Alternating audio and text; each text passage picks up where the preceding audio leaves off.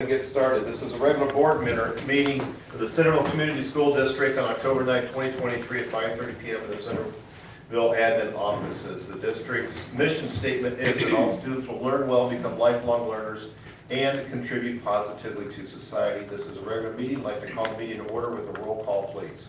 Moore. Here. Mike Thomas. Here. Bob Thomas. Here. Shondell. Here. Berger. Here. Carter. Here. Wiskus. Here. Well, I'd like to welcome all of our visitors. Tom, thanks for coming. Glad you're here.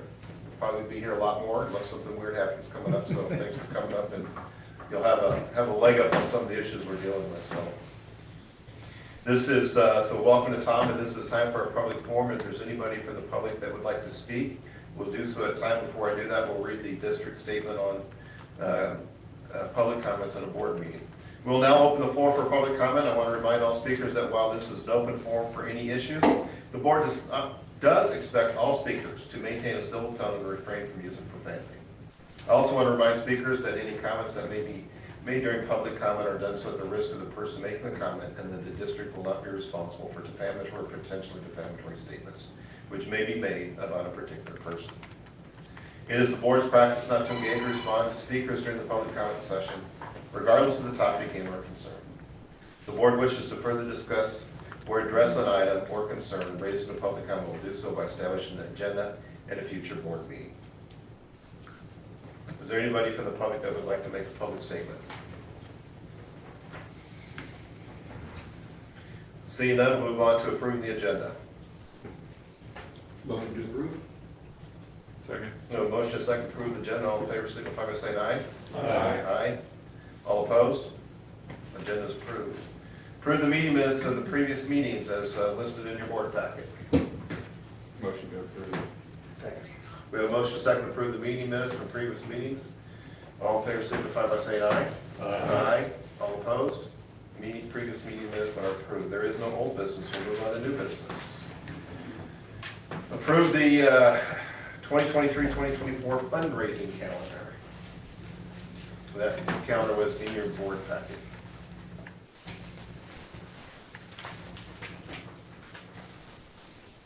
Motion to approve. Second. No motion, second, to approve the fundraising calendar is provided in the board packet. All in favor signify by saying aye. Aye. All opposed? Fundraising calendar is approved. Okay. Next one's not a lot of money, but it's money. Approve the SBRC request for allowable growth for limited English proficient, and I think Lisa was $186. So it's not a lot of money, but it's $186. Motion to approve. Second. Motion is second to approve the SBRC request as listed in the board packet. All in favor signify by saying aye. Aye. All opposed? The request is approved. All right, this is a lot more money that we're dealing with in this one. This is to approve the annual depository amount at Iowa Trust and Savings Bank for the amount of $25 million because there's bond money in there for the high school. Why that number is so high. If you remember last year, we didn't approve enough. We had to come and do a supplemental as part of the audit. So this is, we'll have that in there and we'll have it as we need. And what is this do for us? Annually, we have to authorize the amount that we're, and what bank we're going to deposit. Iowa code says that we have to establish. We have with our audit. we have to establish what bank we're putting it in. Does that make sense, or you got it? I thought maybe the budget was they didn't really know for sure what that Oh, was. okay, got it. You're asking for others to clarify it for And myself. And yourself, okay. I was hoping I wasn't the only one. Motion to approve. Second. Motion second for the annual depository amount. All in favor signify by saying aye. Aye. All opposed? It's approved. Okay. Now, since 2 weeks ago, we went through line by line. We are not going to do that today. We are just going to go on board policies by exception if you have comments on the updates, okay? So, item D is approve the second reading of board policy series 600. Since we went through that last week, is there anything that anybody wants to bring up on? There were a couple questions that came up that I'm just calling through for here. I probably should have stuck a post-it note in there instead. That would have been wise. One was on driver's ed. It is not required policy, therefore not generally recommended. to do a board policy on that because we need to be able to stay up with the times.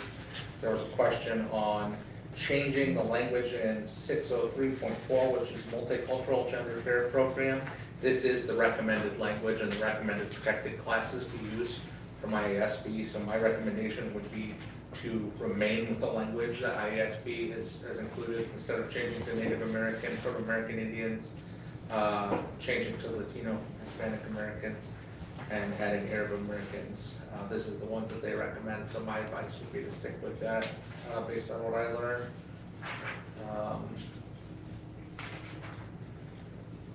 Couple eliminating trimester in 603.6. Career education was the correct title for 603.7. There was a request to verify that.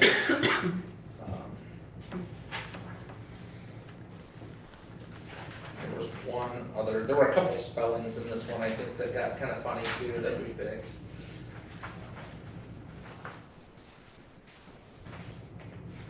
That's kind of that's the big ones. Are they still foreign students or international students? Yeah, the language that, or the title that's there is the one recommended by IASB. I verified to double check that. Again, it's recommended if we want to use a different title, we can, but that's what they have in the recommended language. And we are able to have something different from IASB if we'd like, but I just don't have any advice to give to that effect. I think that looks like it's the big ones for this one.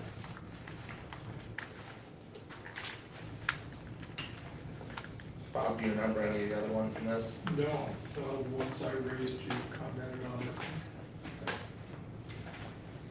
Yeah, that looks like it's it. Anybody else have any questions on the change, or the questions, or any questions or follow-up on the questions we had from the first reading on the Series 600 policies? Motion approved. Second. We have a motion second to approve the second reading of the board policy 600 series. All in favor signify by saying aye. Aye. All opposed? There we go. All right, I'm not gonna read every one of these out. It's on the agenda. Approve the second reading of board policies 104 and subsequently listed on that page on the agenda through 804.5. Again, we read through these in detail, unless somebody wants one read, reviewed in detail.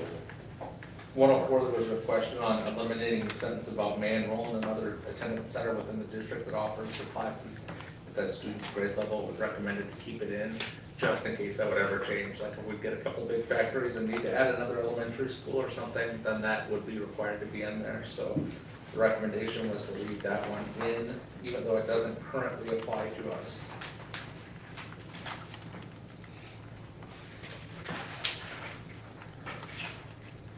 There are no legal citations to 503.7. We thought that had maybe been or I had thought that that was an omission, but there's not a legal citation listed. What's the topic of Sorry, student disclosure of identity. And that's new enough that they may just not have the case law to cite.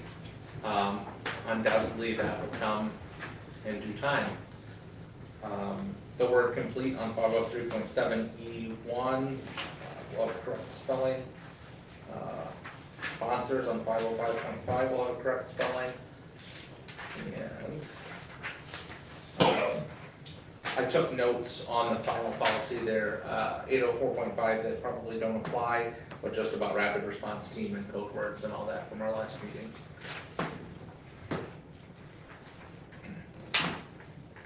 Motion to approve, second reading. Second. We have a motion second to approve the second reading of board policies 104 through 804 is listed in the board packet. All in favor signify by saying aye. Aye. All opposed? Second reading is approved of those board policies. All right, now with first policy of 503.8. Now, this one is just about the goofiest thing you're ever gonna see. And this is their recommendation, and I clarified, because I said, are you saying to copy and paste in the information at that link, or are you saying to just include that sentence in that link? And actually, they are recommending to just include that sentence in that link.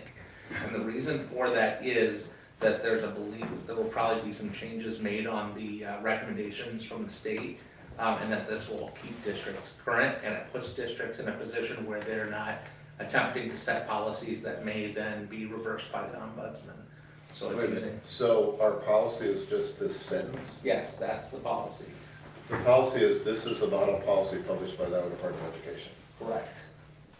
Yeah. That is the, That was my that's it. only real question on it, but, Yeah. okay. Yeah, now what we may wanna do, and I didn't get an answer directly on this, because obviously when you go into a PDF, that hyperlink isn't You gonna can work. click it. Maybe to put a bit.ly or something, so that Yeah. people could QR type code it or in. something. And if we here on first reading wanted to do that, I could get that in for the next meeting. Yeah, because that just doesn't make sense. If that was just in hard copy Mhm. without a link, it makes no sense to Yeah, me. and so they, a lot of theirs are in the Assembly system, so it will be an active hyperlink in Assembly. But yeah, I would suggest we could do a bit.ly, but they're really saying not to deviate, to remain with that, to directly link people to the state's page, because if they make changes, they'll enforce what's changed, is kind of the understanding. And just to clarify, this is required by state law. This is required by state law. Seems a little precarious to have something that can change without our approval. It does, doesn't it? Yeah. But we're required that. Yeah, yeah, and actually, I will fill out a, state report, in the next 2 weeks, with this, hopefully, with a first reading under its belt. That they will have to have, we have to have proof that it's in our policy, by that date, even though the guidance came out, Julie would say it was maybe 3 weeks Yeah, I ago, was gonna say, 2 or 3 weeks not even a ago. month ago. And people were still waiting to see if they truly meant just include this sentence. That was the hangup a lot of people had. Currently, tonight, across the state, there are probably half of the districts in the state that at least have meetings tonight that are reading this sentence and having this exact conversation. We're in weird times. Okay, what if, just for discussion, what if we don't approve? Then we'll be out of compliance. And we're in compliance if we approve something that we don't know is in. Unfortunately, you're right. Oh. Yeah, Is yeah. that- It feels a little bit like, I Feels a don't know, lot. catch-22. You're Yeah, it seems Yeah. like we're, right. Yeah. Because we all know things can get Yeah. stuffed into laws here, there, down the road, and I wish I had something more intelligent to give you than that. doesn't sound like the intelligence is on the other side. I think we're in a spot on it, yeah. We're in a spot. what's So our the, policy is basically Follow a the sentence Department of Ed that if policy. you print out, you actually can't get the link to the 7-page Mhm, Department of Education policy. mhm. Now, we can add the bit.ly and I don't think we'll be in trouble. Yeah. I really don't believe we'll be in trouble for adding an actual physical, you can type this link into your browser. to Mike's point, what's the ramification should we not approve this as far as being out of compliance? Well, we won't pass our desk audit, which is how we are determined to be a viable district that's allowed to give credit to students. So that could have some challenges, for our kids. I'd imagine this exact conversation is happening in a number of communities tonight. We could decide to be the district to try to bucket, however, I think I that think would we've got be enough going on. ill-advised at this point. You know, Uh, I guess it just feels like IASB is dictating more and more. It's not even IASB. Actually, yeah, this one's on the DE. This is Department of Education, yeah. Yeah, Yeah. Department of Ed. Um, So, but it just, yeah, but they dictate everything, so. yeah, a lot, for a home rule state, there's a Yeah. lot of, yeah, I'll step forward. yeah. A lot of Dillon's rule in a home rule state, Motion to approve. sorry. Second, Do you want me to add the bit.ly? now? Yes, please. I think that would be, bit.ly or QR code, either one. What's that word you're using? That's a URL shortener, so like you can type in the ridiculously long URL for the link, and it'll take it down to like bit.ly/ and then like a word or something, Okay. so it's easy to access. it's technology. think I did do I've seen those links, I didn't know it called a bit link, but I've seen where that, There's other ones, that's just the one that I've met connected and people use, so. we did hire a nerd for our You sure did, that was your first mistake. We have a motion and a second to approve the first reading of board policy 5038 as dictated by the Department of Education. All in favor, signify by saying aye. Aye, all opposed. Thank you for being in compliance. Yeah, thank you, that helped. Feel good about that. Roofing, Aaron, take it away. Both of these estimates, one's for the admin building and one's for the fleet maintenance facility. It's just to, have the repairs done from the hail damage this last spring. All the numbers fall under what we are receiving from insurance for the claim. Okay. Anybody local bid on it? No. No. Okay. We advertise. That's okay. They're all busy. It's okay, as long as they have a chance. QR is a very reputable company. Very quick. They, That's a. I just, to be honest with you, that's That is the name. exactly what they are, because he's been bugging me the last couple of days. He wanted to come down and start today, and I'm like, no. it's Hold on. Gotta be approved by the board first, so I'd say the next couple of days he'll be here working on And it. so this is 100% covered by insurance. Yes, Okay. they're under the amount. Okay. motion to approve roofing bids as presented. Second. Motion to second to approve the roofing bids for QR Roofing of Altoona. All in favor, signify by saying aye. Aye. All opposed? Okay. HVAC purchase from Gilbert. This is for a, in the ceiling, HVAC unit, in the science wing at the high school. These units are about 20 years old. And sometimes a struggle with it. We had one that, we've replaced them in the past. We had one with a compressor that shot on it. Well, I begged and begged and begged for them to try and find like a retrofit compressor kit that you could, a newer updated compressor, but it's a train model and they don't make it. All trains telling us that we have to replace the entire unit in the ceiling. I believe this is the one that famously sparked the rumors that the high school was on fire last year, yes? Yes. Yeah, there was some smoke that came out of it, and rumor went around that the high school had been on fire. It was actually just smoke coming from a belt having trouble on this system that was broken. Yeah. How many more units do we have in the science? We replaced 2 in the past, and that was, I don't know the exact number as of right now. But that was something I was planning on doing since they're 20 years old. It might be smart of me to, Put every it on year your in the plan, budget, replace 1 a year and just go with that. How many are there? I don't know exactly. I can get you the number. Well, if there's like 20, that's 20 years. It's, One a year might not be enough. there's about 1 a classroom. So, then about 2 in the hallway. So you're looking 1. 12 to 15. Yeah. So it makes. And these are just in the science wing? Yes, this is all connected to that geothermal. Well, that was gonna be my next question. So this is all part of that system?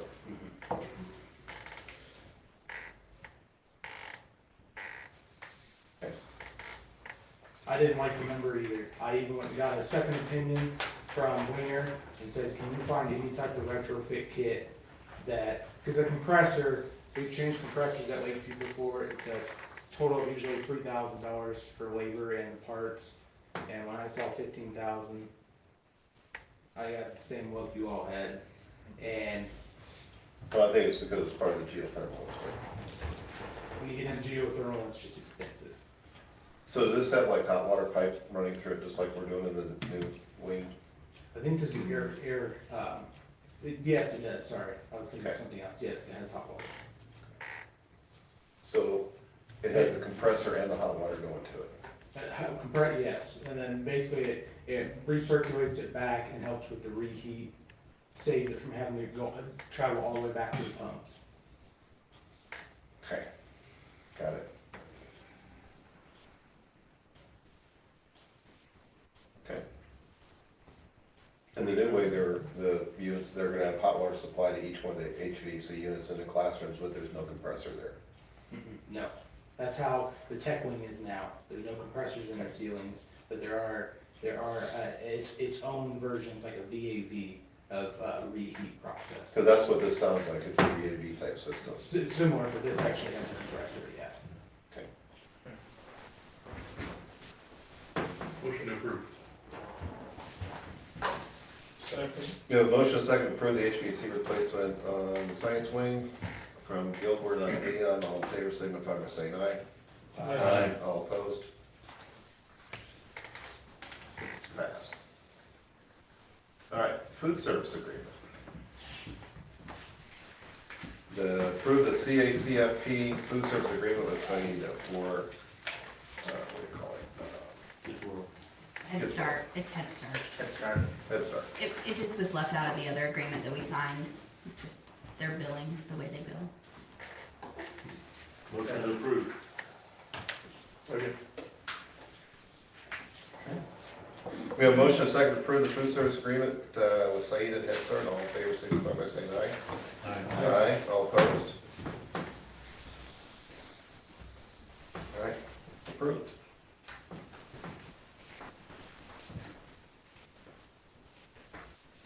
Okay. Discussion and approval of early retirement. Turn this all over to Mark and Lisa. Okay, we put together a little presentation. We thought it might be useful to see some information from the five-year forecast prior to discussing this. As this is a tool that the state has given to districts to be able to use to control their long-range budgets. So we're just gonna go through some information on the five-year forecast and kind of help you get caught up on how it works before we give you the information, so you can kind of understand that. We didn't rehearse going through, so as we bounce back and forth, please don't feel too weird with that. But Lisa, feel free to, if I say anything wrong or if you'd like to add anything. But this is based on, we actually received this five-year forecast file that Lisa's gonna be able to show you just a little bit of from Larry Sigel with ISFIS, Iowa School Finance Information Services, that is. And Lisa will put our specific district information into it each year. It's a massive document, the actual five-year forecast. I would say 10, 15 tabs, something on that order, and it pulls from each tab to the forecast, so it's pretty awesome and intimidating. The new model will come out, actually, it may be late October. I may have been incorrect with that November, because we got an email this afternoon saying that they're getting ready to schedule the fall meetings. So we'll receive a new model that'll be largely similar to this year, but they usually will do a few little tweaks and what I think they add last year's information in officially. And they wait till after certified enrollment, so Yeah. all that information is correct. So they'll update all that in there to help districts out and get our new models out so we can work with them. But we can work kind of off what we have because we know our information, we just have to put it in. Anything to add to that? Okay, so we'll go through a series of what our assumptions are for this five-year forecast that we prepared to share information from to you today. We use a reduction of 10 students per year for our enrollment assumption. That's similar to what the state would project. However, this year, certified enrollment isn't completely complete, but we're looking more at a reduction of 25 students, with a large number of those being less resident students. We have a significantly lower number of resident students this year, with either families that have moved out and or are entering kindergarten classes smaller than our exiting senior class. So being a rural school in Iowa, declining enrollment is always a standard, and 10 seems to have been a decent ballpark to use for predicting. State supplemental aid, from what we are hearing from the people that we work with financially, we're working on an assumption of 1% for each year. I hope and pray that that's not the case. It has been in years past. 6 years ago, 7 years ago, it was 1.1 and 1.2. We do have a major budget shortfall coming soon for the state. that could really impact things. The average of the last 7 years is 2.05, which would certainly make a difference for us if we could average that the next 5 years. It just doesn't look great with where we are financially on some of those items and some of the cuts that were made. Okay, now if we're gonna go down 25 students, we're not even gonna get the 1%, are we? Well, that's the percent that you receive on your per pupil. So it increases that district cost per pupil, which is the 76 something that we get. So then you factor that out times your number of students. So yeah, it actually is a pretty big reduction in finances to have a 25 student reduction, because you take 7,600 times that 25. We have the budget guarantee, so. Yeah, a 1 year. Good point. Yeah, so the thing about the budget guarantee is to remember that your costs are cumulative and the budget guarantee is a one-time. So the 101% budget guarantee says that you will receive the amount of funding last year times 101%, even if you're in declining enrollment, and you wouldn't have made it. So the next year, though, they'll calculate based on what we should have received, not based on what we did receive. So those will not have a cumulative effect on each other. We worked off of an increase of 3% in total expenditures. That counts staff increases, supply increases, infrastructure, all of the above. We used this figure to try to predict inflation and needs within the district. I mean, I'll be honest with you, these are the numbers that people feel usually the least confident about in this model. In these models, because a lot of people use ISPIS and use Larry's form. Changes in staffing patterns can have a major cumulative impact on this particular number. So, for example, we pretended with the 5-year plan, we plugged in an additional $50,000 position in benefits in fiscal year 25. It would actually, to add in fiscal year 25 an additional position and make no other changes and continue our other expenditure increases and a 1% state supplemental aid, it would reduce our unspent authorized budget by 1.5% by fiscal year 28, the 5th year. What's that UAB? Unspent authorized budget. So like how much money we're allowed to spend and the amount that's not spent. Anything to ask with that one, because I feel like that slide is particularly confusing sometimes. Or that information. No? Anything to add to that, Lisa, that I just want to make sure we make that part pretty clear. Yeah, just So the, that includes like potential staff raises, supplies costing more, like if when we have to go buy the supplies you need for a year, if inflation makes those cost more. 3% could be, I mean, overall 3%, that's not a 3% raise, that's 3% total cost increase. That could be fairly conservative, or it could be spot on, just depending on what the year looks like with inflation. Does that sound right? Yeah. A good way to say that. Okay.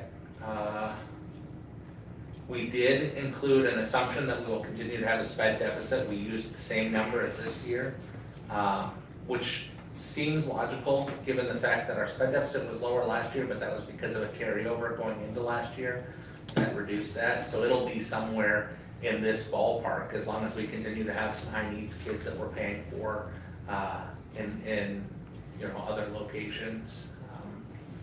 So that actually has an impact on your UAB and supplementary weightings.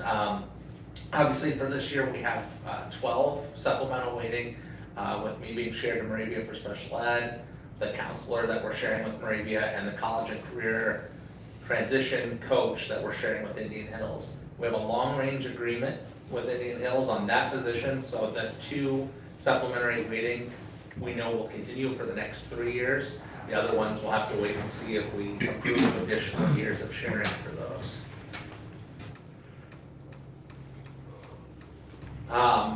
We also have in about 100,000, it's a little over, I think it's like 107 something, from the Stronger Connections grant that we've included in our forecast. An SBRC School Budget Review Committee, is that right? Request for on-time open enrollment funding. That's money that you actually don't receive money for this year's kids. You receive them for last year's kids. But you pay out open enrollment for this year's kids. So you can request to receive the money that you need for those kids to make that payment on time. And our miscellaneous income varies year to year. Some of that can be open enrollment money coming in, because we do have some of that, just various different things, potential interest payments from our bank too. Good. So at the top there, you'll see kind of the 5-year forecast. This is the line that means the most from that major 20 whatever tab document. It grows every time I say it, I know. It's kind of hard to read there, and I apologize for that. It's so hard that I can't read it well enough from here. So could you kind of share some highlights from that? I'm sorry. Make it bigger. Can I make it bigger? Yeah, if you click the slideshow at the top there, top right next to share. I can't see it. There you go. Yep. Presenter view. You can close that. You can close that one though.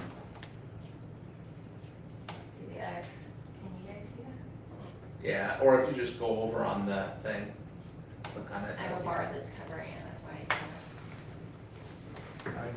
can't. Camera to the rescue. Mine is in the bar. So you can kind of see the important stuff right now up there though. So you've got our, well, let me make sure I say it right. Okay, so at the top is, oh wait, thank you.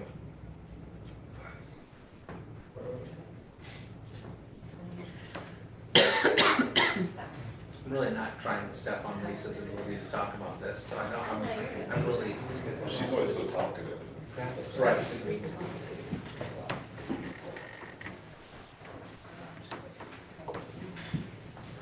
So the top line there is your unspent authorized budget, entering the year. So what you have entering the year, I believe that's Why would we fall off the cliff in 2026? so that's where some of the challenges come up, right? So, and we're gonna talk about that here in a little bit, but it's a lot of like ESSER funds are propping up some general fund costs right now, where when everything would fall onto the general fund with a decrease in enrollment, an increase in costs and poor state supplemental aid, this is what would happen to us. This is where we would go. And you can very, well, I'll get there, I guess. UAB percent of CY authority. So this is your unspent authorized budget percentage in terms of each year's authority. So I believe that with our new board policy, we set something 12 to 25 was our general goal. With a desire to be in that upper 18 to 20, 25 range. Because that gives you some security, so you know you're going to be able to cover things, especially when you have declining enrollment. This is kind of this is the one that people look at in school finance. This is that factor that says whether you're healthy or not. People used to say, and I feel like I can say that because I went to a lot of board meetings where people thought solvency ratio was the big deal.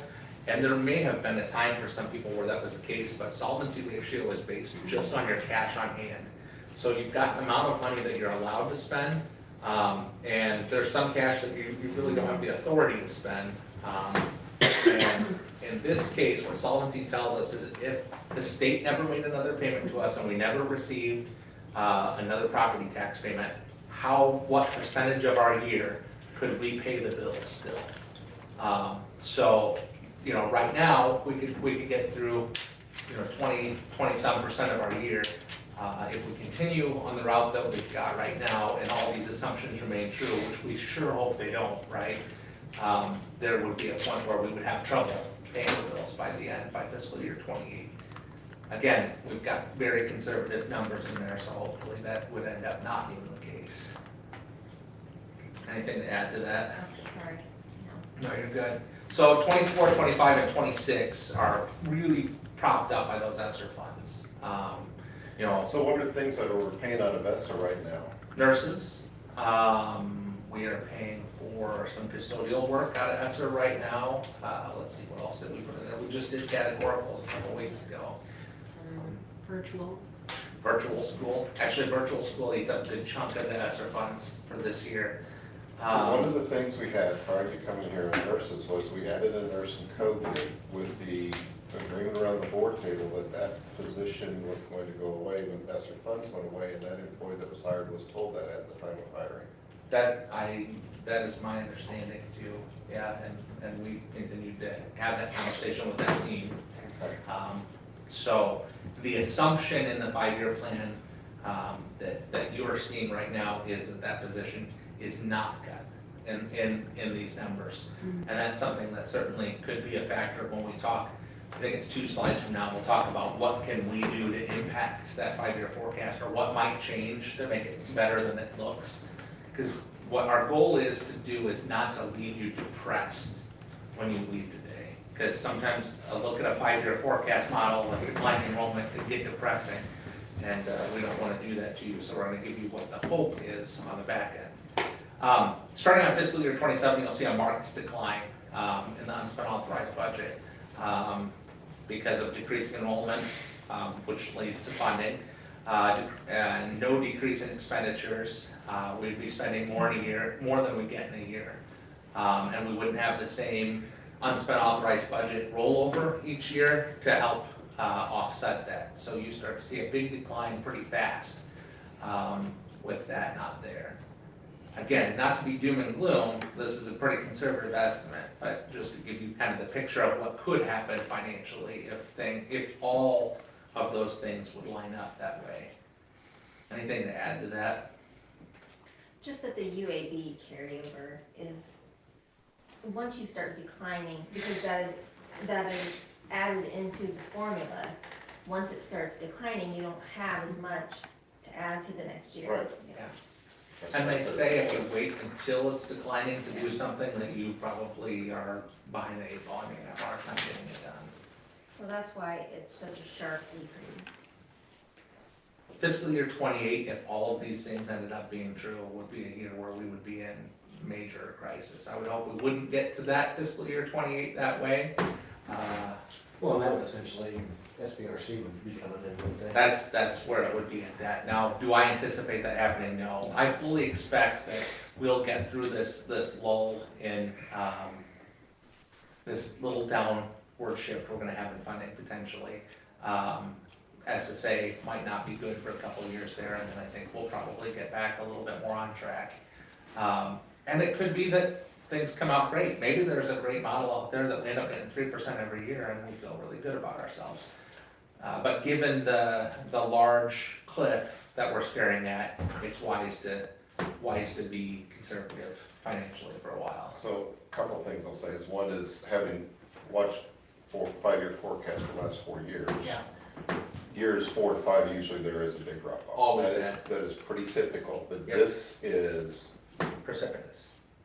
I would say you have a better command of the English language than me. I was gonna say it's more dramatic than, It's pretty dramatic. And again, I would hope that we wouldn't receive those supplemental aid numbers. I think 10 enrollment decline hurts. Putting in the 25 enrollment decline for this year really made it bad. We were staring down the barrel, and I think it was like 3 or 4 for our number on that last year when we started this work, and then put in this year's enrollment numbers and saw we were in a bit of a pickle. Because remember, a 25 enrollment decline in fiscal year 24 also means those 24 students aren't there in fiscal year 25, 26, 27, 28, and beyond. So it's that much of a decline each of those years. Anything to add to that, Lisa? No? So here's some things that we can do to help our 5-year forecast. And it's gonna seem pretty self-serving that this is in leading up to one of the decreases in spending that we're recommending. But I think this is to try to get across how this can impact us. Obviously, increasing funding. If we would have an increase, we had an unexpected increase in students last year.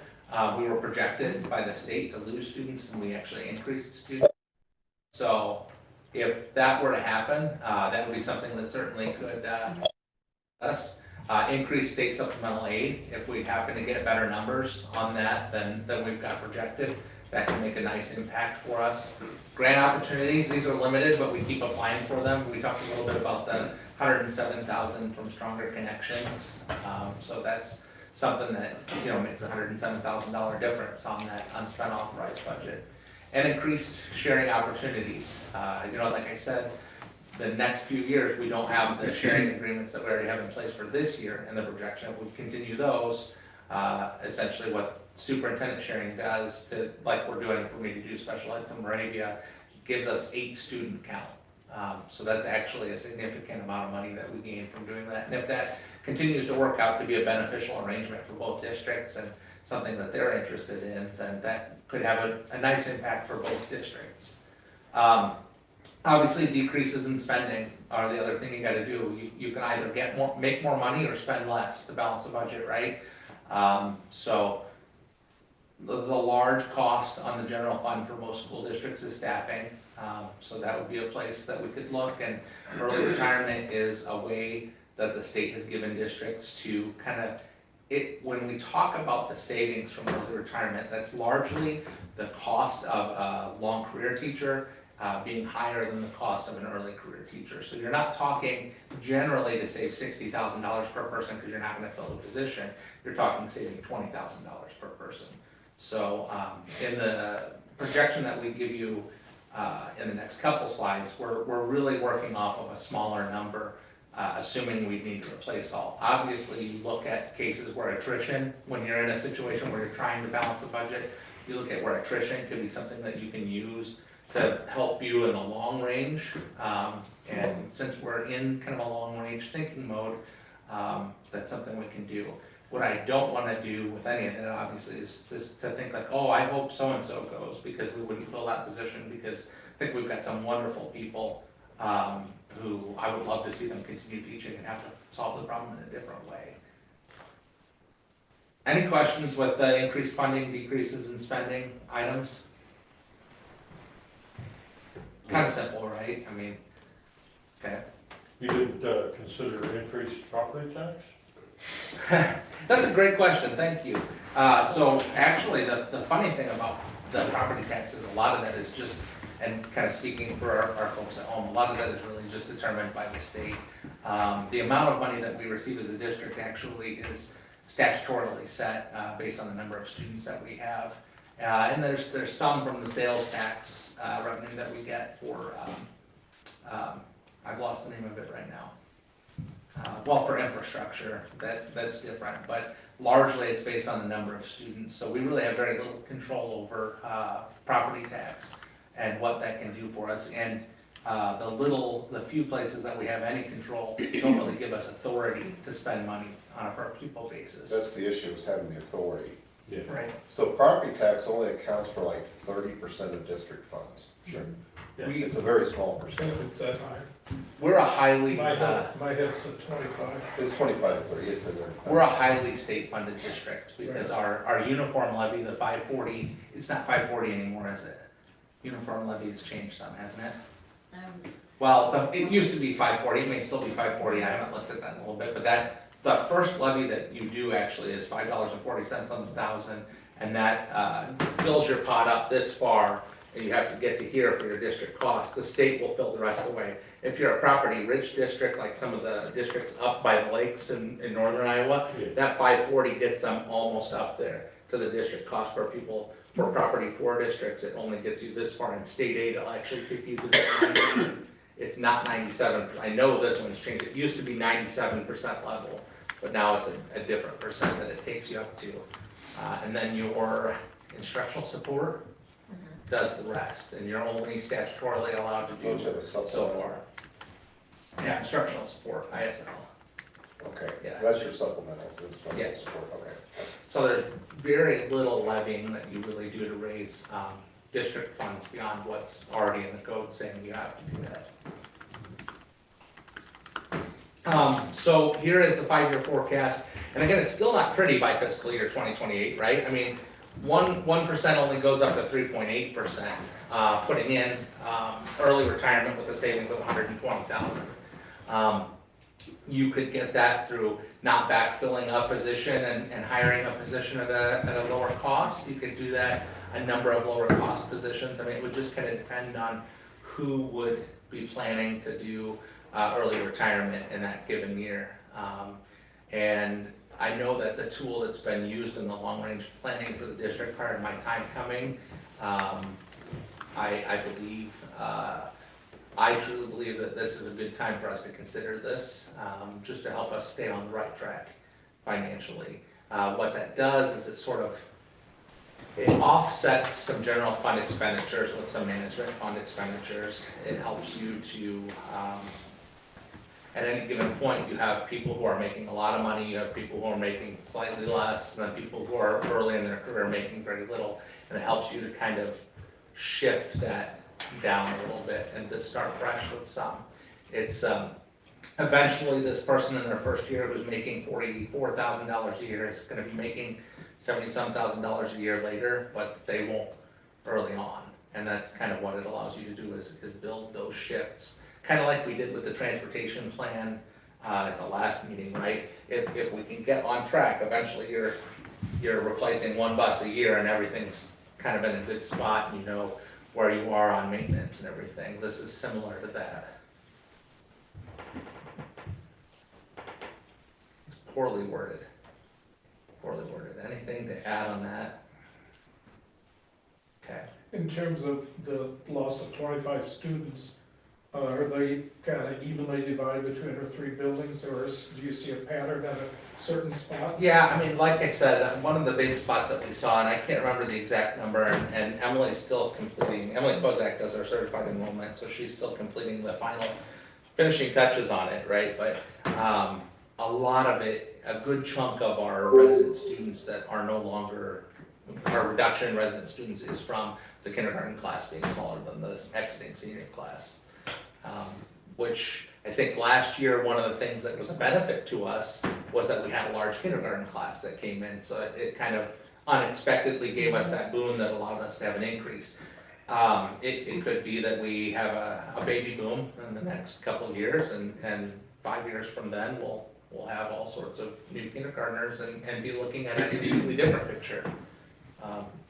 Highly recommend it. Have kids. It's good. Or pray for blizzards?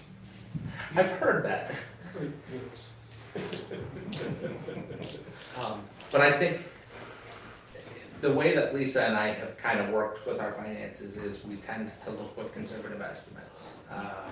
We want to make sure that there's a rainy day fund, that there's the ability to pay a reasonable salary to people so that we can recruit the best for our students. We want to make sure that we've got the war chest built up, as it were, in case things don't go well. And with that budget deficit looking at us in a year or two, we just thought this is a good time to be extra conservative. I truly believe, in all likelihood, fiscal year 28 probably will look, even with no changes, would probably look more like in the 7 or 8%, because we'll probably get bigger than 1% at least a couple of those years in there. With no changes, it would be 7 or 8%. Sure looks real nice for 24 and 25 though, doesn't it? Feels really good. I think the next one we get will have fiscal year 28 on it, actually, right? 29 on it, I mean. I think that's our last slide, isn't it? Yep. So then that's the 5-year model. Then I think Lisa included some documents in the board packet regarding what early retirement could look like. This doesn't mean it would have to look that way. It doesn't mean, I mean, obviously we don't have to do anything, right? That's an option with this. But this is based on the last early retirement that was offered, which I believe would have been the year before I came, right? This is based on the information from that, just kind of updating to this year using that information. I'm gonna have to ask you to run this one. Sorry. The requirements on this that were used, at least 55 years old. I think, was it 8 years at that time? They have to work 8 consecutive years, but generally the district has used 10 consecutive years as the number of years that somebody would have had to have worked. Adverse retirement eligible, and they needed to be full-time on insurance, it says, is that right? Full-time. Full-time. Yeah. And does it, without looking, certified staff? 16 certified. Yep. It's what, 16 certified staff eligible, yeah. So that is, kind of speak to that, thank you. Last year when we did the not early separation, I forget what that was. When we did the one. The early where notice. tell us the early notice, Notification. that was one of the rules too, was certified. Just because that's, I mean, unfortunately, that's just where the savings are. So That's- we screwed up last time on this. So Go ahead. as a board, we screwed up on this last time, and people who weren't certified staff were given early retirement. Okay. So- Yeah. Well, I think being really clear with that from the get-go is important. I mean, and I don't know, maybe that was, and, No, I know what he's talking about. And like it wasn't just 1 year, a couple of years in there, I think, I think since we've been on, I think it was one. just one. Yeah. That I know of. Well, just to clarify what we mean by certified, you know what I mean? right, so somebody that holds a BOE license. Yeah. So if you had a BOE licensed social worker that was retirement eligible, that person would qualify if you just use the term certified. Those are kind of not super frequent. A lot of times you don't run into a lot of that. There are none of those included in this 16 number here, but that would qualify using that language. And so, anyway, I guess the management fund balance just kind of shows you where our cash was at, the end of fiscal year FY '23, how much you levied for '24, and then, our property liability insurance and our local government risk pool, which are the two major expenditures out of our management fund. Those are paid on 7/1 or shortly thereafter, so. And then a maximum payout on leaves, obviously that's conservative. If you had 15 people And this is take a it. real high So- estimate. So, I mean, that's a high estimate, Yeah, but, which I would venture to guess that we would not have 15. Yeah. no, but, yeah. And so the estimated balance at the end of fiscal year '24, and then at the bottom there is what your estimated balance would be with how many people choose to participate. And to combine these two together, I don't want it to make it look like, because I always was a person who was skeptical when people would do financial, when they obviously are proposing doing something. The forecasting document is just for information, and a lot of things can change. One could sit down with that document and say, we're gonna get 3% every year, they're not gonna give any raises, and then it looks like we've got 45% unspent authorized budgets, and life's good. I mean, so there's a lot you can do with that. I do believe we're fairly conservative in our estimate there, but I think even if we were slightly less conservative, there still is kind of a curtailing of our unspent authorized budget by the end of that 5th year. It's a working document that you change assumptions at all times, just like for this year, I assumed a 10 student decrease, so Yeah. we had to change that. My favorite is to play with that document by putting in student increases every year and see how fun that is. So that's, you hired a nerd for superintendent, so. I think there's one thing, I guess, I think we need to get out there, so everybody's aware of it, because we talked about all this. Right now, in the foreseeable future, we can pay our bills, we're not in any Yes. financial hardship, everything. We're very good right now. We Okay. just need to continue to keep an eye on everything so we stay very good.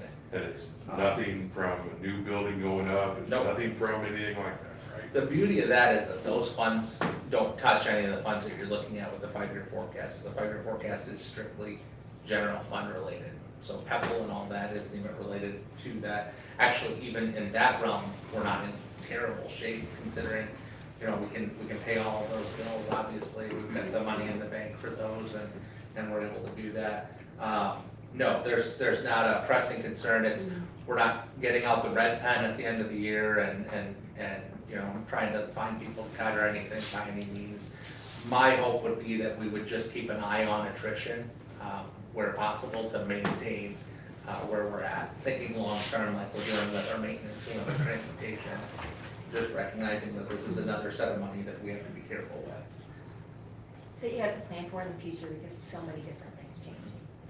And I really will advocate to our friends in the legislature for significantly higher SSA than what we've got in our plan. Not sure how friendly they are, but. Well, we're gonna keep talking. And, I was just gonna say, and so the other, Yeah, sorry. the other documents, if you were to approve, or just for review or whatever, would be the actual policy, which is pretty much the same as what it was the last time. With the ages and eligibility information. And then the application that the employee would have to fill out. And then a beneficiary designation. So those would be the three documents. That you would need to approve if you were going to do that. What kind of questions does everybody have? I guess the biggest question I would have would be, you know, reading the policy here, take no more than 12. I mean, what's the confidence level, say those are deemed, you know, classroom positions that we would have to fill? I mean, what's the confidence level in a teacher shortage that we would be able to fill those? So that's always a concern, and I think it might be wise to cap our number that we accept. And that you could do that based on seniority, you could do that based on when you receive it. I think there'd be some value in capping the number. We are obviously actively involved in searching for soon-to-be grads because we're planning to try to fill our normal attrition in any given year. So yeah, that's a fair question, and it's another one of those that, you know, you can forecast that you're gonna have people and just have to see who you do get in that case. And as the policy stands now, it is capped at 12, because that's what it was, that's just what it was last time. Obviously, if you wanted to change Couldn't that. find that in the How many did we have last time? Do you remember? We had, 6 or 8?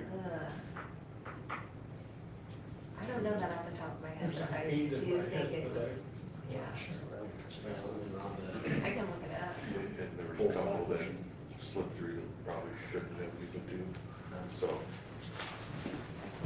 You are correct. And then just for my clarification, because it's been a while since the conference, management fund, and a little bit on how those funds can be used. Yep, so management fund can be used to pay for legal representation in the case of a lawsuit. It can be used, we have the risk pool that we pay for our natural gas from the management fund, which is a relatively new thing. I think people thought for a while that would get challenged because it's for insurance uses, so that's an insurance product actually, and insurance costs. Then early retirement is the other big one that you can do out of the management fund. It's a super limited fund that just districts don't have a lot that they can do with it, which is good because an unscrupulous person might, that would be a place where an unscrupulous district could decide to try to levy a whole bunch if they had a lot of leeway with that. So I think it's wise for the state to be fiscally responsible and saying, you know, this is pretty limited what you can do with this money, so that nobody gets any big ideas out there. I'd like to echo kind of what you said there, that we don't look that bad. And a couple of years ago, when I first got on here, oh, the 5-year plan, that's something they do every 5 years. Yeah. No, like she said, that's an ongoing thing. Your 5-year plan is every year. So, yeah, and it changes. So, It's updated multiple times. as long as we need to be looking at it, and, yeah. So, Couple hundred anyways. times. Yeah. One, and what Kevin said is such an important statement too. Years 1, 2, and 3 of that 5-year plan usually typically are a pretty good idea. Years 4 and 5, you've pulled your conservative estimates pretty far out there with not a lot of backing behind it. So it's going to always look scary when you get to years 4 and 5. It's just how scary those look and how good years 1, 2, and 3 look. In this case, our years 1, 2, and 3 look pretty darn decent, and I think that's a testament to the work that Lisa's done to keep the district fiscally responsible.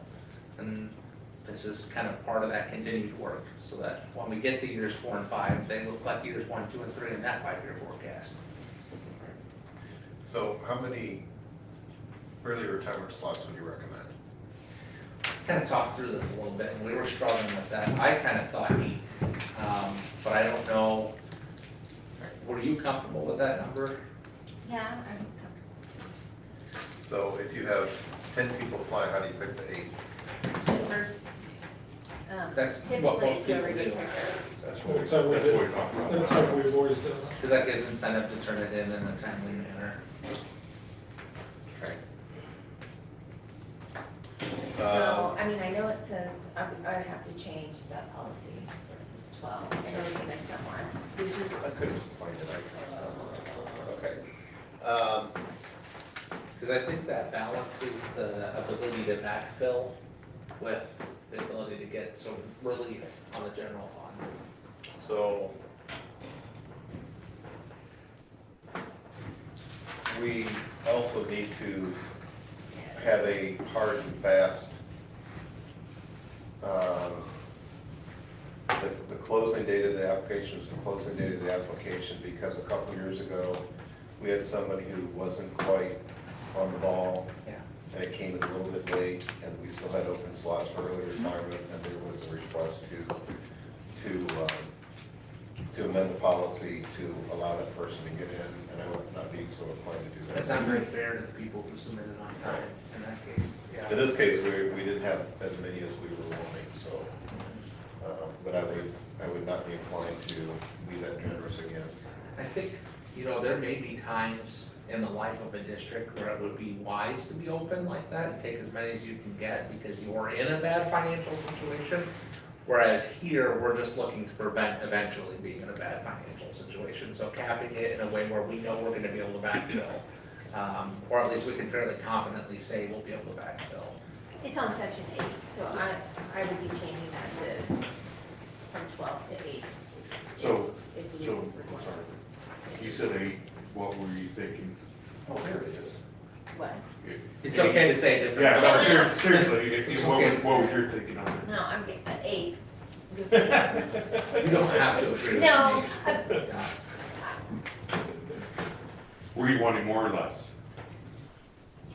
not more, yeah. Yeah. Okay. Yeah. For me, I wanna be able to backfill the ones we need. There are a few, and I almost don't even wanna say this, so like, there are a few people, who are eligible for whom maybe their position wouldn't necessarily need to be backfilled. But I don't wanna say that in a way that is like encouraging those people to retire, because every one of our eligible, folks is a fantastic teacher that I'd love to keep in this district for 20 more years if I could.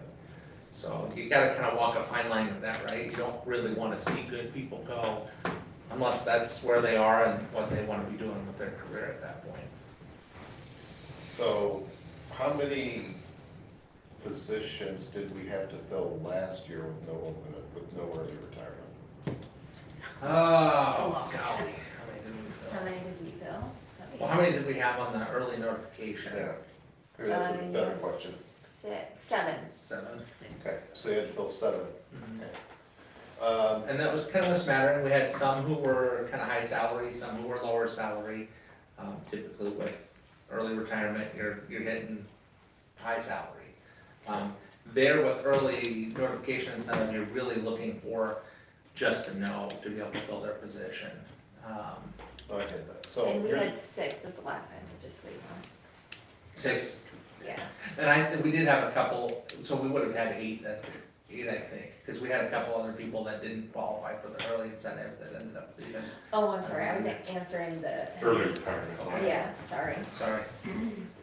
Okay, so you get 8 here, you have 5 of the 7 who just, through normal attrition, you now have to recruit 12 teachers. Are there So 12 maybe we want teachers to on cap a little lower than 8. But what I'm saying is, how many positions between this and attrition are you gonna have to go out and recruit in a teacher shortage?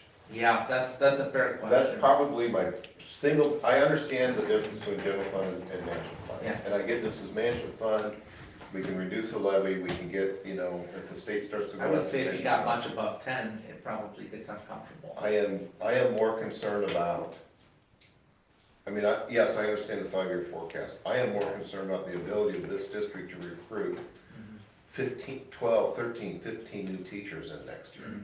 Yeah, yeah, that's a fair point. If you would receive an additional 5 on top of that, that would be pretty difficult. So there, that's what my concern is. Do you think we have 8 that would seriously consider? I don't, to be honest with you, looking at the numbers. I don't know. We haven't had it in a couple of years, and we don't have a record of having it every year, so. And I do make a point of not asking people, hey, you think you're gonna retire? So it may be that there's people that wanna do it that I just don't know. But just from things people have said to me, and, you know, I try to be pretty sociable when I'm out and about. I'm really excited about some of the number of people who are like, hey, when I do this next year, that's a very promising thing. But there are some people who will not retire unless there's some benefit, just because of the cost of insurance. I've had a couple of people talk to me about that.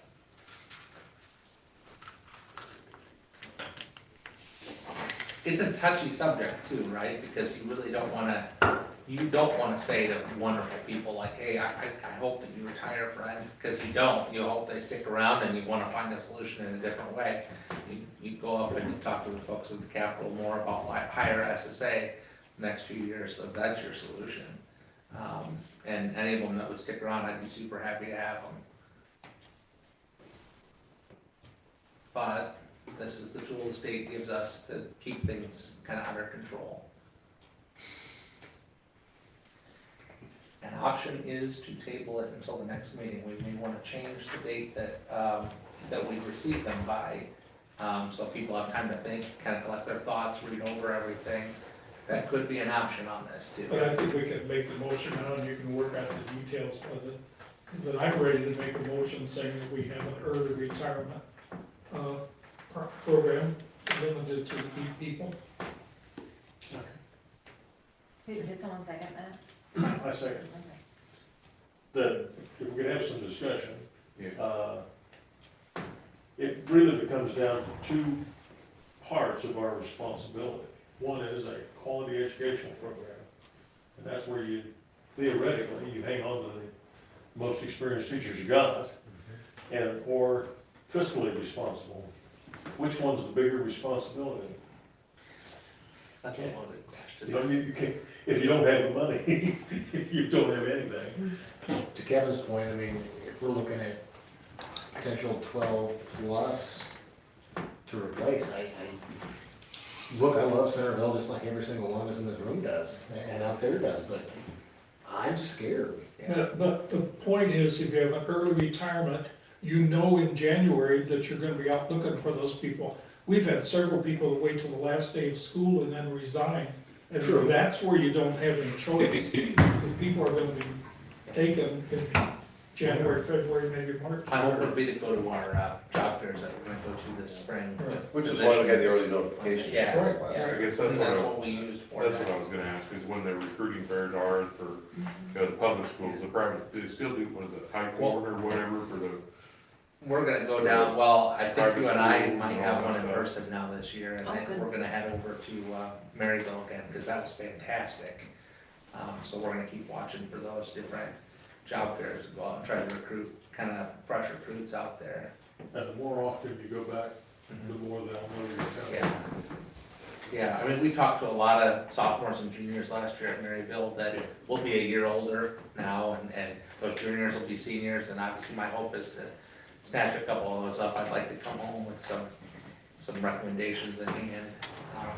is this I mean, I don't know if this is even allowable, or if it's something that's, makes sense or not, but I know in a program that one of my home children are in, Yeah, they get offers of employment prior to even graduating. so there has been some of that, and actually it is now allowed for a district to pay pay a student teacher during the time that they're student teaching with an idea that they'll be employed in the district following that. I don't know, a lot of the information on that. I haven't dug on that one a lot yet, but I know that it's been talked about at our superintendent meetings. It could be kind of the future of recruiting in our state, I think. I just know with this program alone, you're getting employment offers Yeah, before your senior year, yeah. and things like that. I didn't know if that was something that even makes sense in an educational system. And I think they're looking at more and more of those, as we kind of combat, as a state, the shortage, right? They're looking at ways to get people to go into it, and knowing that in a lot of fields, as a college student, you can have a paid internship. In education, you have an internship for which you pay. So I think they're trying to flip that script a little bit in some places. Obviously, there's a flip side to that though, right? You're paying a person not to be the teacher of record for that class. So balancing the financial side with the recruitment side, but I think there's probably some benefits to that first year teacher too, when you've got them on the payroll and they know that there's certain expectations for how they're gonna complete their work and certain supports that we can offer, then it probably helps them grow into a better first year teacher. The other advantage we have is our salary schedule is better than a lot of school districts, and people come here and get a pretty big increase in salary compared with surrounding towns. We're definitely on the high end of the AEA on starting salaries. Call for the question. Okay, we have a motion, a second, to approve 8 certified staff members for early retirement. There has been a motion and a second, so it's motion by Bob and seconded by Thomas. All in favor signify by saying aye. Aye. All opposed? Okay. It's pretty clear. A lot of more talking, we're already in agreement. Well, It's one of those that is, But you gotta wrap your head around the whole thing. Yeah. It's a sticky thing.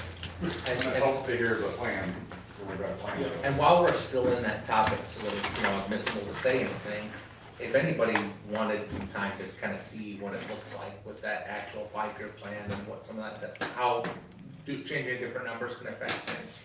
So feel free to give me a holler. I'd be happy to sit down with you and show it to you. It's really interesting and terrifying at the same time, so highly recommend it. Well, and one thing too to remember, what we just approved, we do still have the right to pull that off the table. Okay, now Lisa, do you have some things we need to approve?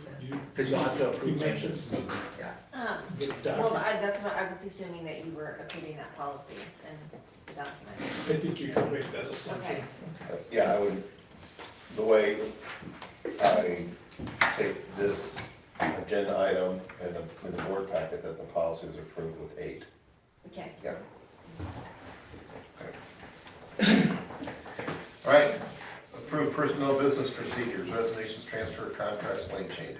You have some supplemental information on your table. I had one teacher that got in their paperwork for a lane change. They're the one that's highlighted there at the bottom.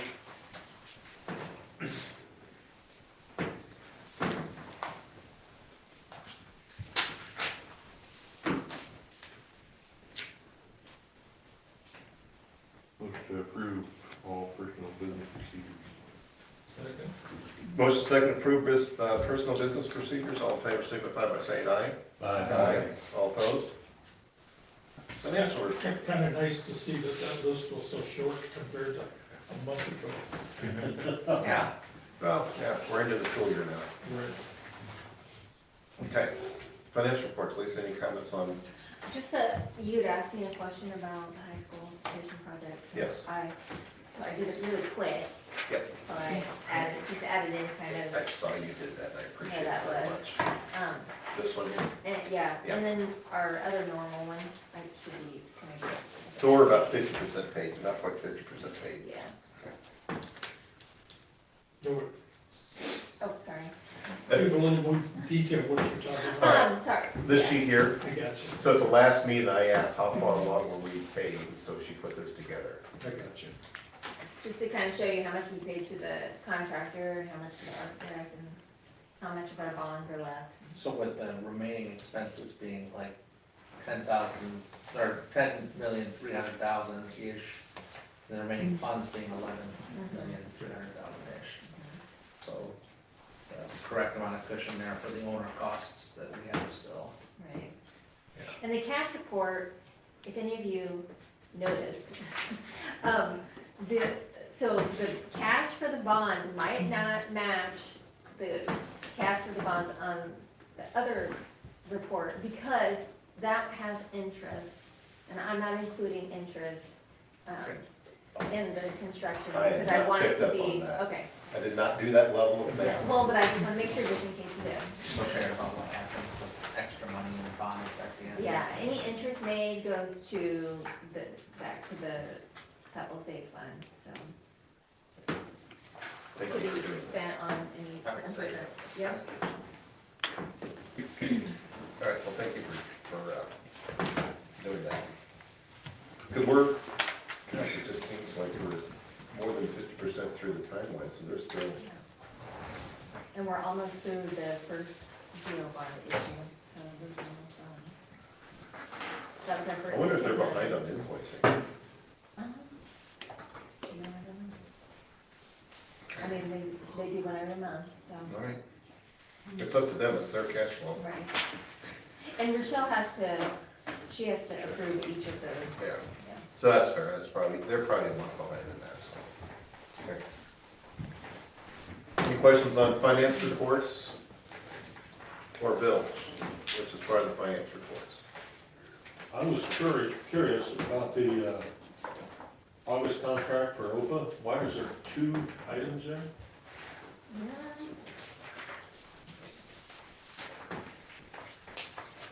What page was that on? Page 16. I mean, I'm just questioning, I just wondered why it's broken down into 2 parts. Oh, well, I won't answer until I get there. It has to be coded differently, the food and then services. Let me get Oh, there. okay. Yeah, so I guess one of those should not say, the 631, the last 3 numbers, that's actually food. Uh-huh. So, and then the top is the contract services. Okay. Yeah. Thank you. Should say, supplies. Right, right. Instead of contract services. Yeah. Okay. But the DE requires us to break that out.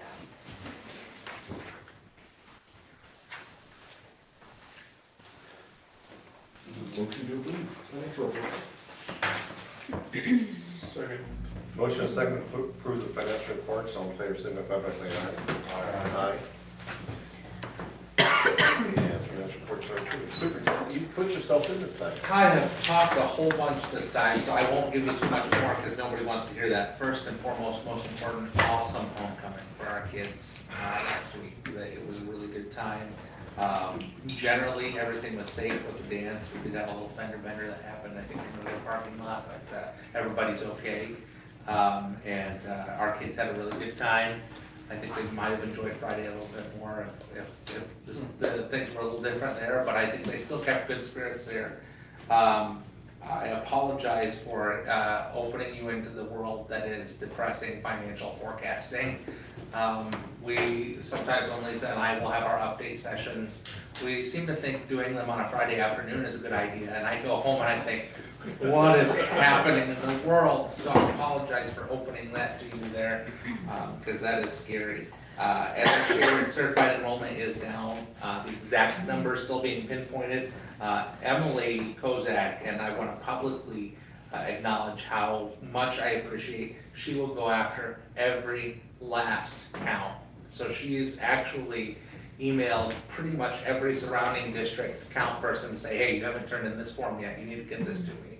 And she is on top of it, so she's really pretty fantastic. We had a PD day today, really good, vertical planning happening. I had to get horizontal and vertical right in my head there. Some good vertical planning happening there. I get to work with the fine arts team, which was kind of a cool blast from the past. and we applied for an Eli fund. There's some extra Eli funds available to districts based on a grant application, so we applied for that today. Fingers crossed. What's Eli? Early Literacy Initiative. Fingers crossed that that might be able to bring in just a little extra to kind of help us continue to make that 5th year look good. That's all I got. Our next board meeting, is it in, At the high school. at the high school? Okay. I assume we'd like to do a tour, right? Yes. Okay. I've already talked to Kevin about that, and I Thank you. assumed you were Yep. want that. Yep. Thank you. Okay, so that'll be at the school, at the high school, we'll do a tour.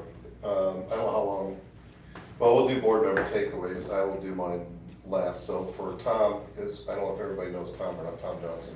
Tom Johnson is, joining us tonight. He has submitted his nomination papers for the 2-year term. He will run unopposed. So unless somebody has a massive writing candidate, we're probably a good chance that Mr. Johnson's, Dr. Johnson, I should say, is going to join us on the board. So thanks for coming tonight, for doing all that. Well, the only thing I want to say is that I'm glad that I'll be able to help out and do my part. But it was very valuable when you had that little session before, that you had people come to listen. And so, and you know, one of the things that I learned from there, when I talked to the people that were here to see if it was a valuable experience, and they all said it was a very valuable experience, so I thought that was pretty impressive. So, Good, good. that was good. So Tom, this, for what we do at this point is we do board takeaways. And so everybody's kind of used to it, so as we kind of close out, we go around the board table. And I usually have some random order that I call people through. Then I'll probably formalize in the future, but we just kind of got off track here, and that's my fault. But it's, what did you learn from tonight's meeting? What do you think you need to learn more about? And what do you think the board needs to think about for the future are one of the 3 takeaway topics that we try to stick onto, and no repeats. So if you repeat, you can say, I agree with that, but you also have to add something. Right? So with that, Derek. First. Yeah, 5-year projection. You know, it looks that way, but, you know, I appreciate the work you guys put into that each and every day. You know, from attending ISB last year, with the school finance sessions, again, like you mentioned, it's not uncommon.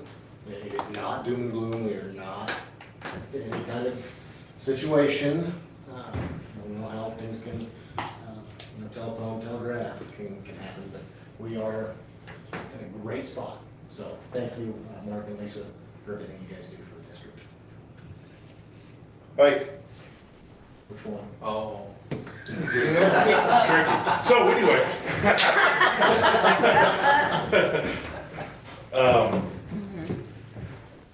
I guess on the topic of early retirement, it's always been a topic that draws me in multiple directions. I understand the benefit of it financially for a district. So I'll leave it at that. On the board policies, thank you for getting that done. That was one of the things when we hired you. We wanted priority number 1, and you're busting your butt getting it done. Thank you very much. Supposed to get 1. You took 1 from somebody else. Oh. Hey, I was second. I was second. You're second, you're third. Yeah, no. Yeah. Mr. Thomas. You gotta do 3. One is, I looked at the fundraising calendar, and I know that we really don't control that money, but I'm often curious as to how much money those events raise. And I assume we track that. And I guess I would like to see that at some point, you know, what's working and what's not working. The HVAC replacement purchase is a very expensive option. And I'm thinking, you know, if we have that many units, we may need to accelerate that replacement schedule besides 1 a year. It's gonna stretch it out there. It's not gonna, I mean, it's gonna jump up and bite us. And I like the idea of accelerating that. And the other thing is, all of that equipment like that needs to be on a schedule like our replacement for buses. We know that stuff's gonna go down.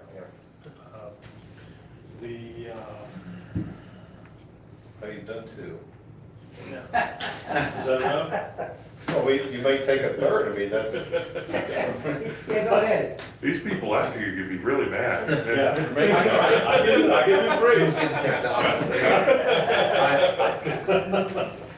I appreciate the dialogue, I really truly do, so. The Go ahead. third thing I wanted to point out is that this is October, and we have a limited number of meetings with Mr. Thomas, Mr. Shonda. And it's not too early, I don't think, to say that I have appreciated working with them very much. And I am disappointed that I won't get to do that again, but I understand that. I have expressed that I may run again in the future.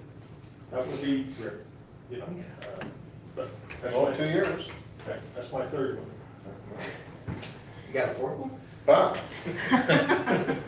Looking at that 5-year plan, I can remember when we had the other guy that retired before you that came here, he would change those numbers and then flash them up on the screen to show us if we didn't lose that many students or if we did this. And that was kind of interesting. We haven't done that kind of stuff anymore because we've got somebody else doing it, I guess now. But actually sitting here tonight, I think this is a good year to be a lame duck. That looks a little scary to me, I think. You guys are all doing things like happy days, but it's kind of creepy.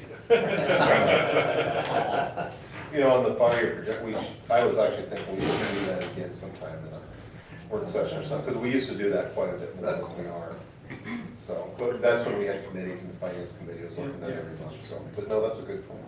Okay. Chris, the other lame duck, quack quack. Number 2. All right, so mine's different than Mike's. Okay? The early retirement, I think the discussion is invaluable. I mean, I really enjoyed hearing different aspects and trying to take it all in and formulate my own opinion as far as that goes. And I also wanted to thank Tom for joining the meeting. I think that more candidates that should come and sit in. I was going through a rough time when I first joined the board, and I didn't get to come in to do an early board meeting and watch, but I think it's pretty valuable. We should point out to Tom that when you go to the school board association, all these things we've been talking about, they don't. Hey, that's my takeaway. Oh, Can't say I already did by you. See, I already wrote it down. Doesn't count. Tim? Nice job. I would like to say thank you to Cameron, or who got it together, where we got our district emails set up. I got mine going, so appreciate that. So never had a Google account, so I'm kind of trying to figure out how to do the signature. Maybe I'll give you a call or something. You can email out the whole world. Right. And if anybody that still needs to do some continuing ed hours, I've done a few of those. Get a little bit out of them. So it takes a little bit to I figure out got how to do 15. it. Okay, we've all worked on it then. You can listen to them on 1.5 times speed, which sounds really good. By the way. Okay. Speaking of IASB convention, that's coming up right after the board election. And a couple things I was gonna say was, first of all, thank you for getting your 15 points in. Thank you for getting your 15 points in. I understand you're retiring, and I get it. Thank you for getting your points in. I don't know where you are. I'm lost, but I'm gonna work on it. So, are you? I earned my final 3 You're this at weekend. 15? Well, I submitted my final 3 this weekend. Okay, he's at 15, I am 15. The board qualifies for the board award, as well as you guys who got 15 for the individual award. So, of the board members, well, it's up to you to be the lone duck out. I'll do it. Okay, I just need some help getting figured out how to get on. Hey, you wanna top Google and board award? Hey, we can do a lot of that. Yeah. so here's what I will tell you, I appreciate very much Because I know starting about a year and a half ago, I was kind of cajoling everybody to, go to the convention and everything, and now everybody wants to go again, and everybody's getting on this Better Board Award. The fact that each and every one of you as a board member has taken that challenge seriously and stepping up to that shows a commitment to leadership of this district, because you are doing your own professional development leadership. And that is what we expect our staff to do. And we are leading by example by doing that. And I will also tell you, it's probably going to be in the low 20 numbers out of 335 school districts in the state of Iowa that the board collectively will have earned the Better Board Award. So that's less than 10%. We're like in 8% of the school districts out there. And that's the leadership that each and every one of you are doing it on there. And I'm assuming that if Bob and Chris were going to go to the convention, you probably would have made more effort to do that. I get that. But if I was in your shoes, yeah, I'm with you. You're getting ready, you gotta, I had confidence the other guys would do it. yeah. So I get it. So there's no ill feelings for you guys. You guys have served your time on the board and you're gonna get off and all that kind of stuff. But that is something that I just want to get to the practice every year, is just we do our own professional development. Now, what I'll tell you is I earned my whole 15 points at the convention last year. But this year I'm gonna be a delegate and I'm gonna be 6 points short by doing that. But you're gonna come out of the convention this year having probably 12 out of your 15 points, right out of the gate. Now, so anyway, I wanna make this just something that this becomes part of our board DNA, that we attend IASB and we do professional development along with, it's not just getting the points in the board. I mean, that's kind of the, I guess, the hook a little bit, but it really is about doing professional development as an individual board member. And that's really what I want it to be, is why I go to the board. So, and I know Lisa put an email out to register for what classes you would like to go to. So if you haven't gotten back to Lisa, please do that. And I gave Lisa some guidance on, like, for Tom is, Finance 101 and 102. That's what we're gonna send you to, because that's what you need to go to, so. It's great stuff. Yeah, it sounds good.